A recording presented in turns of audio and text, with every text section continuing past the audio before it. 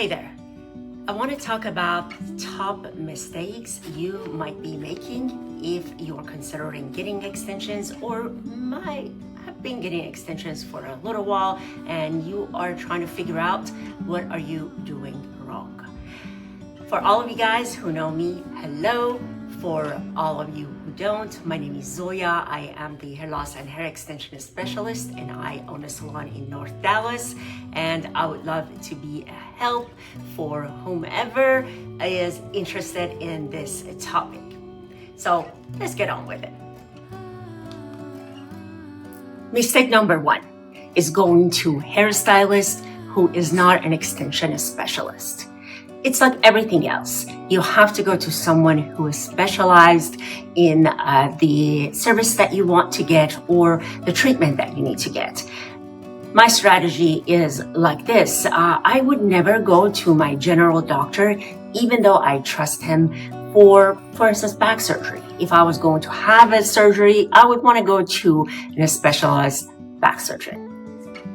Second mistake is finding an extension specialist who only works with one texture. Believe it or not, throughout our life, the texture of our hair changes based on our hormones and what's happening in our life.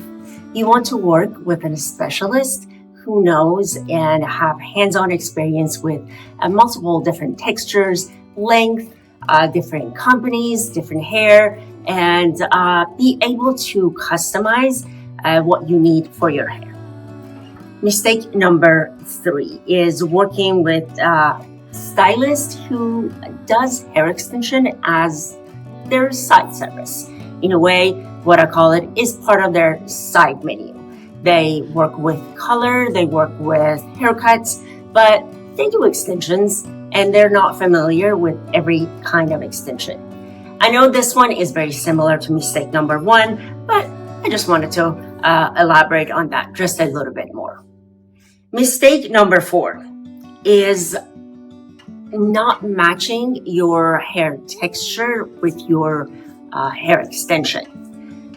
Even though you might be straightening your hair every day and you wear your hair straight, if you have wavy, curly texture, you need to match your hair extension and kind of sort of to your hair, even though it might not be as curly or as frizzy as your hair, but it is important because if you get out in humidity, if you get out in different climate, your hair will react completely separate. And this way, it doesn't feel like just extension of you. It looks like something extra on your body. You don't want that. You are about to make a huge investment on your hair, on your look, and on your self-confidence. So please be cautious of that. Mistake number five, it's not considering your actually personal budget for the investment that you're about to make. Considering extensions are a bit pricey. And again, I would say when it comes to money or when it comes to price, it is really about the value it adds to your life.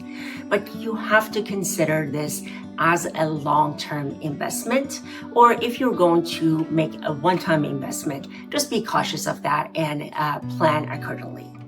There are extensions, they require superior products, they require extra care, and they require maintenance. There are some extension methods that they require maintenance every 4, 6, or 8 weeks. And some others really kind of sort of they are maintenance free, like fusion extensions, but they're really kind of still need a little bit of TLC and definitely a lot more expensive and high quality products. So that is very important as well. Mistake number 6 is not considering your lifestyle. If you are very active, if you are somebody who works out every day, if you are somebody who swims, if you're somebody who do gardening outside, you have to get extensions that work with your lifestyles. I have had clients that they don't consider that, and even though I might have done the original and initial consultation with them, in summer they have a completely different lifestyle than they have in the winter time. So at this point, after doing this for years and over years, I adjust the extension type, texture based on my client's need. So remember that fact as well. And your mistake number 8 is not getting a proper color match. Hair extension can enhance your color. It can add texture, it can add color to your hair, but you have to stay very close to your natural hair. You don't want to have very dark hair and then have very blonde pieces just sticking out. That is not natural. It doesn't work. It always looks piecey and very unnatural. So you don't want to be that girl. So you don't want to get pointed out for bad extensions. So be aware. Mistake number 9 is not following the proper care and maintenance. When we finish our first session with the guest, we walk them generally through the extension care. We give them a little care sheets, something actually I'm using right now, and then we put them through a series of emails. Everybody have a different way of learning. It is important to treat your hair extension a little bit different than your hair. Once you become a pro and you do this as just like second nature, it's not a problem. But regardless of, I would say the price or the quality of the hair, you still need to remember the care and maintenance. Some extensions require a little bit more brushing, and some they really don't as much. But that is one of the main factors that can cause actually damage to your hair. So be aware of that as well.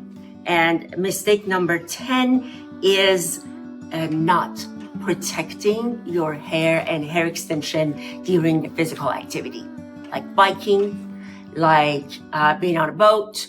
I've had guests that they go scuba diving and they put their hair in a pony, but then the hair is all matted. Or they've been on a boat and they have all these little knots just because the hair is just kind of flowing freely. So that is another part that you need to consider. Mistake number 11 is improper removal of the extension.